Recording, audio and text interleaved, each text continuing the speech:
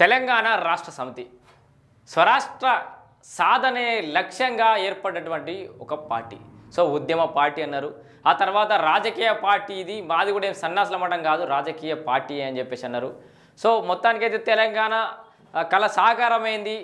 So వాళ్ళ పాత్ర కీలకమైనదే. దాంతోపాటు విద్యార్థుల బలిదానాలు, ఉద్యమకారులు, రకరకాల కారణాలు ఏవైనా వాళ్ళకు ఇవ్వాల్సిన క్రెడిట్ కూడా వాళ్ళకు తెలంగాణ ప్రజలు ఇచ్చేసారు. ఆల్రెడీ 10 ఏళ్ళు అధికారంలో ఉంచిర్రు, ఆ తర్వాత ఉంచిర్రు, అంతే కదా. ఇక తెలంగాణ భాషలో చెప్పాలంటే అయిపోయింది. గద్దె దిగినాకనన్నా కనీసం ప్రజల నిర్ణయాన్ని స్వాగతిస్తారా అంటే అట్లా కాదు. ఎప్పుడైతే ఓడిపోయిన రోజు మొదలుపెట్టిర్రుగా ప్రజలు మోసపోయిర్రు, లేదా ప్రజలే సోయి తప్పిర్రు, లేదా ప్రజలకు మంచిగా అయింది ఇక కాంగ్రెస్ని గెలిపించుకొని ఇక అనుభవిస్తారు. ఇక మన శాపనార్థాలు తెలంగాణ భాషలో ఏదైనా జరిగితే పక్కపోంటోని ఎట్లా శాపనార్థాలు, నీ పని అవుతుందిరా, ఇక నీ కూసురు తలుగుతుందిరా, నీకు అట్లా అవుతుందిరా, నీకు ఇట్లా అవుతారా అని అంటారు కదా. అట్లనే బీఆర్ఎస్ వాళ్ళు అధికారం వాళ్ళు ఊహించని విధంగా అధికారం కోల్పోయేసరికి మతి భ్రమించి ఇక అధికారం ఈ పార్టీ ఎక్కువ రోజులు ఉండదు, సోయి తప్పి ఓట్లేసిరు, ఆంధ్రలో లెక్క తెలివిమంతులు కాదు తెలంగాణ వాళ్ళు అని చెప్పేసి అన్నారు. ఈ మాటలు వాస్తవం. కింద ఎవడన్నా కమెంట్ చేయాలనుకున్న వాళ్ళు మీకు కూడా తెలుసు ఈ వీడియోలు. అన్నరా లేదా, కేటీఆర్ అన్నాడా లేదా, ముఖ్యమంత్రి ఎక్కడైనా అన్న ప్రకటనలు వచ్చినాయా లేదా చూడరు.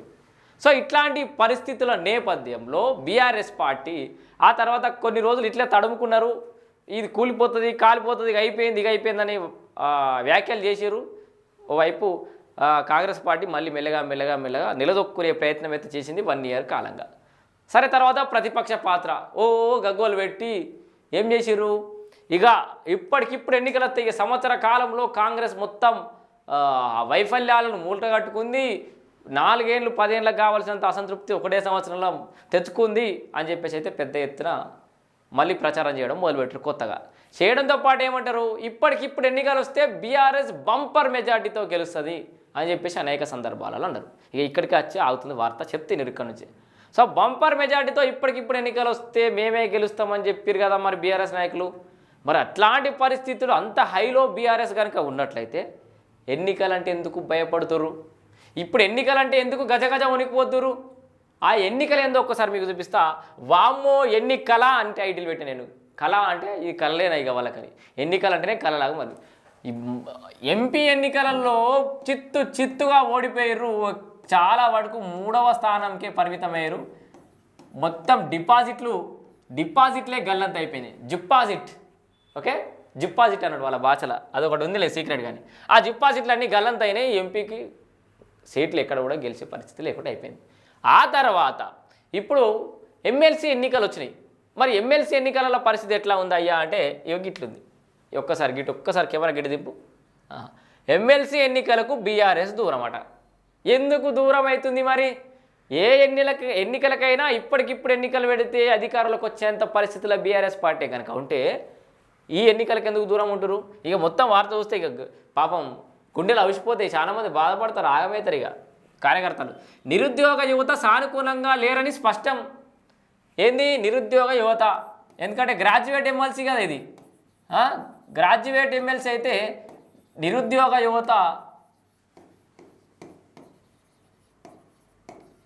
యువత వ్యతిరేకం వీళ్ళకి. ఎందుకంటే ఒక్క ఉద్యోగం ఇచ్చిన పాపన ఊకపోతివి ఉన్నా. ఇప్పుడు ఇందాక మనం ఒక వార్త విన్నే ఉండొచ్చు, నాకు తెలిసి పైన ఉంటుంది. అయిగో రిటైర్డ్ ఆఫీసర్లకు నో ఎక్స్టెన్షన్, మళ్ళీ పొడిగింపవద్దని సీఎం ఆదేశాలు. అత్యధికంగా మున్సిపల్ జాగాలు 200 మంది, వీరంతా బీఆర్ఎస్ కొమ్ము కాస్తున్నట్టుగా ఆరోపణలు. కాంగ్రెస్ పవర్లోకి రాగానే 55,000 ఉద్యోగాలు కాంగ్రెస్ అధికారంలోకి వచ్చినాక 55,000 ఉద్యోగాలు భర్తీ చేసిందట. సో లెక్కలేమన్నా కింద మీద స్టాటిస్టిక్స్ మారుండొచ్చు. వీళ్ళేమో ఆ ఉద్యోగాల వయోపరిమితి పెంచుతారు.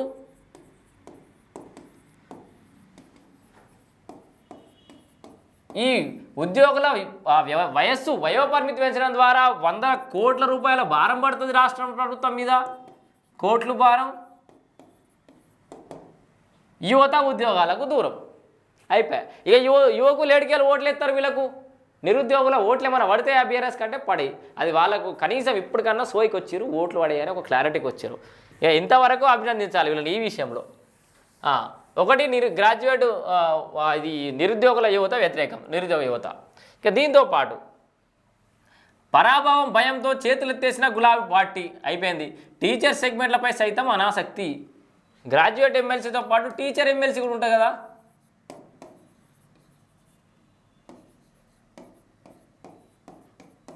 టీచర్ ఎమ్మెల్సీపై కూడా అనాసక్తి. ఆసక్తి చూపెడతలేరు ఎవరు.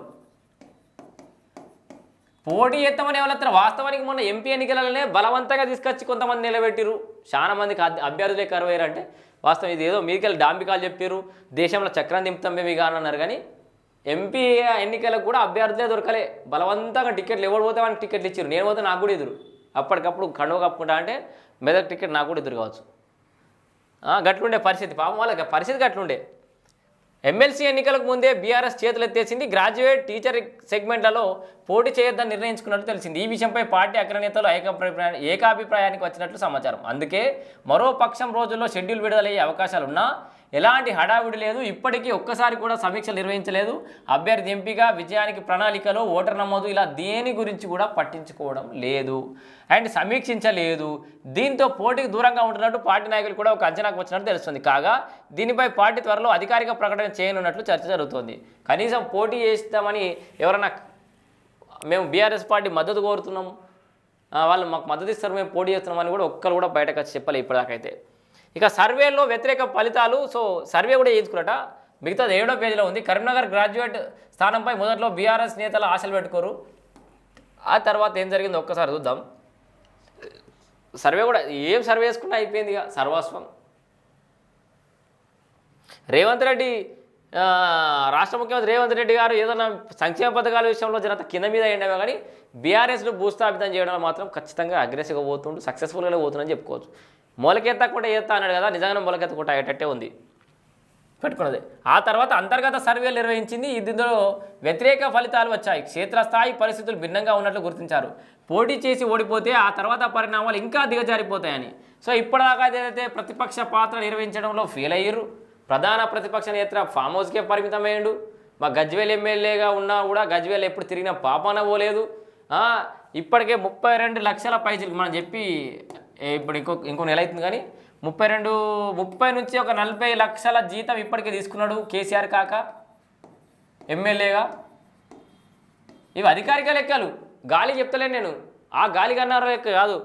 దాదాపు 30 నుంచి 40 లక్షల జీతం ఇప్పటికే ఎమ్మెల్యేగా ఇంట్లో కూసున్న కాడ జీతం అంటారు చూడు, కూర్చున్న కాడ లక్షల జీతం సంపాదిస్తాడు కేసీఆర్. ఒక్కనాడన్న కాన్స్టిట్యూన్సీ తిరిగిన పాపం లేదు. కాన్స్టిట్యూన్సీలకు కనీసం అపాయింట్మెంట్ ఇచ్చి వాళ్ళ సమస్యలు తీర్చిన పాపాన పోలేదు. సో ఇక్కడ కుసున దగ్గర జీతం పొందుతుండు, ఫామ్ హౌస్లో కూర్చున్నాడు కేసీఆర్. కనీసం బయటకు వచ్చి మాట్లాడతలేడు.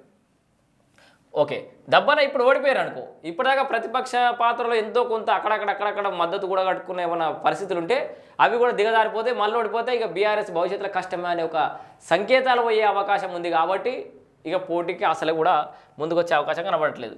అందుకే అధికార కాంగ్రెస్, ప్రత్యర్థి బీజేపీలు అభ్యర్థుల ప్రకటనలపై నిర్ణయాలు తీసుకుంటున్నా ప్రధాన ప్రతిపక్షంగా ఉన్న బీఆర్ఎస్ ఎన్నికల గురించి అసలు పట్టించుకోనట్టు తెలుస్తోంది. అంతేకాకుండా పార్టీ నుంచి సీరియస్గా పోటీ చేసేందుకు కూడా ఎవరు ముందుకు రావడం లేదనే చర్చ జరుగుతోంది.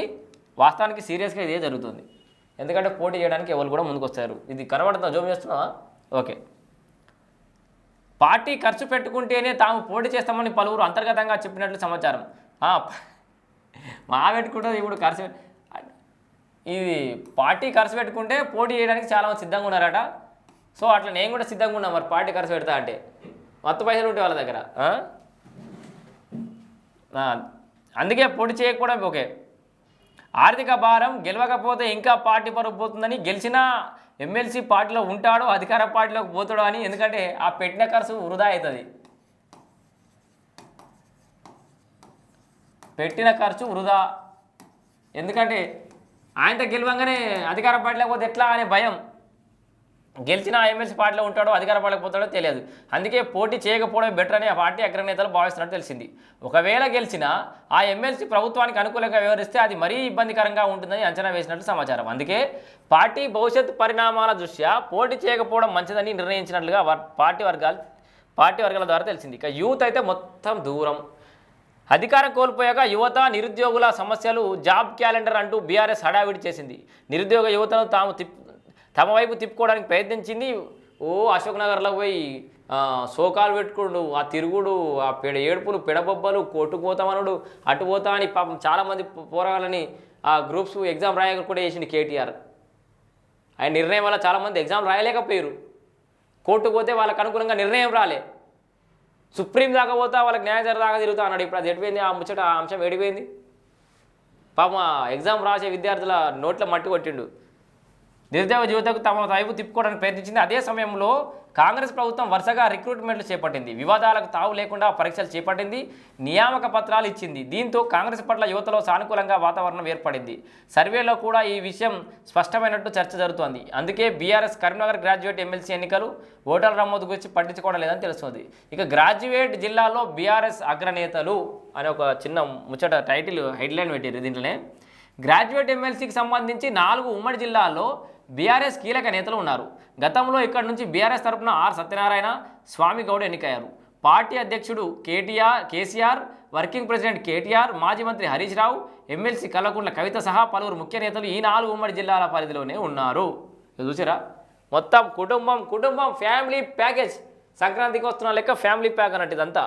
ఎవరు? కేసీఆర్, వర్కింగ్ ప్రెసిడెంట్ కేటీఆర్, మాజీ మంత్రి హరీష్ రావు, ఎమ్మెల్సీ కల్వకుంట్ల కవిత. సో వీళ్ళందరూ కూడా ఈ గ్రాడ్యుయేట్ ఎమ్మెల్సీ ఏదైతే జరుగుతుందో అక్కడ ఆ ప్రాంతంలోనే ఉన్నారు. అయినా కూడా ఇక్కడ నుంచి పోటీ చేయడానికి వెనకడు వేస్తుండడం గమనార్హం. ఇంతమంది కీలక నేతలు కదా, మోతేవారులు కదా, అందరు ముఖ్యమంత్రి అభ్యర్థులే కదా. కేటీఆర్ ముఖ్యమంత్రి, అక్కయ్య కవితక్క ముఖ్యమంత్రి, అండ్ అన్నగారు హరీష్ అన్నగారు ముఖ్యమంత్రి. సో ఇంతమంది మాజీ ముఖ్యమంత్రి గారిని ఎట్లా మర్చిపోతాం? బాపును జర పెద్దగా. కేసీఆర్ బాబు గారు ఆల్రెడీ మాజీ ముఖ్యమంత్రి. మరి ఇంతమంది ముఖ్యమంత్రులు ఉన్న సెగ్మెంట్లో కనీసం ప్రభావితం చేయలేరా? ఒక్కొక్కరు ఉమ్మడి జిల్లాలు తీసుకున్న గెలిపించచ్చు కదా. ఎందుకంటే అయిపోయింది, ఫసలేదు, ఫ్యూయల్ అయిపోయింది అక్కడ నుంచి పోటీ చేయడానికి వెనుకడుగు వేస్తుండడం గమనార్హం. గత ఎమ్మెల్సీ ఎన్నికల్లో సైతం బీఆర్ఎస్ ఇక్కడ నుంచి పోటీ చేయలేదు. అధికారంలో ఉన్నప్పుడు నిరుద్యోగులకు వ్యతిరేకంగా ఉంటారని భావించిన ఆ పార్టీ పోటీకి వెనుకంజ వేసింది. కానీ అదే ఫార్ములాను ఈసారి అమలు చేయాల్సి ఉండగా పోటీ చేయకుండానే పలాయనం చిత్తగించడం రాజకీయ వర్గాల్లో హాట్ టాపిక్గా మారింది. భలే రాజండు. పోటీ చేయకుండానే పలాయనం చిత్తగించడం అంటే గట్లా పోటీకి దూరంగా ఉండడం. సో మొత్తంగా వామ్మో ఎన్ని కళ అంటే బీఆర్ఎస్కు కళలాగే మిగిలిపోయే అవకాశం అయితే కనబడుతోంది. ఇక సమీప భవిష్యత్తులో మళ్ళీ అసెంబ్లీ ఎన్నికలలో ఏమైనా ట్రై చేసుకోవడం తప్పితే ఈ మధ్యకాలంలో ఇలాంటి ఎన్నికలు వీళ్ళు పార్టిసిపేట్ చేసేటట్లేరు. చేసిన దగ్గర కూడా ఎక్క సీట్ కూడా గెలిచే అవకాశం కూడా కనబడట్లేదు. వీళ్ళు ఎక్కడైతే రూరల్ ప్రాంతాలలో మైనస్ అయిపోయారు, ఎక్కడ కూడా గెలిచే పరిస్థితి కనబడలేదు. హైదరాబాద్లో కొంచెం స్ట్రాంగ్ ఉండి అసెంబ్లీ ఎన్నికల వరకు అని చెప్పేసి అయితే మనం చర్చ చేసుకున్నాం. అదే ఆ రకంగానే ఫలితాలు కూడా వచ్చినాయి. ఇప్పుడు హైదరాబాద్ను కూడా హైదరాబాద్ బీఆర్ఎస్ని ఎట్లా డ్యామేజ్ అయినట్టు డ్యామేజ్ చేసి పడేసినట్టు సీఎం రేవంత్ రెడ్డి. సో అక్కడ కూడా కాంగ్రెస్ పార్టీ గ్రాఫ్ను మెచ్చే కార్యక్రమం ఈ సంవత్సర కాలం మొత్తం హైదరాబాద్ మీద పడ్డాడు. జిహెచ్ఎంసీ ఎన్నికలు వచ్చే లోపల అసలు ఈ హైడ్రా పేరుతోటి ఇంకా రకరకాల కార్యక్రమాల పేరుతోటి హైదరాబాద్ మీద తనదైన ముద్ర వేసుకునే ప్రయత్నం అయితే రేవంత్ రెడ్డి చేసిన అనడంలో ఇలాంటి అతిశయోక్తి లేదు. మొత్తంగా బీఆర్ఎస్ ఎమ్మెల్సీ ఎన్నికలకి కాదు అన్ని ఎన్నికలకు కూడా దూరం కాబోతోంది. సో బహుశా మనం భవిష్యత్తులో బీఆర్ఎస్ ఎన్నికల అభ్యర్థులను చూడలేకపోవచ్చు. సో ఇది ఇప్పటివరకు నా అప్డేట్.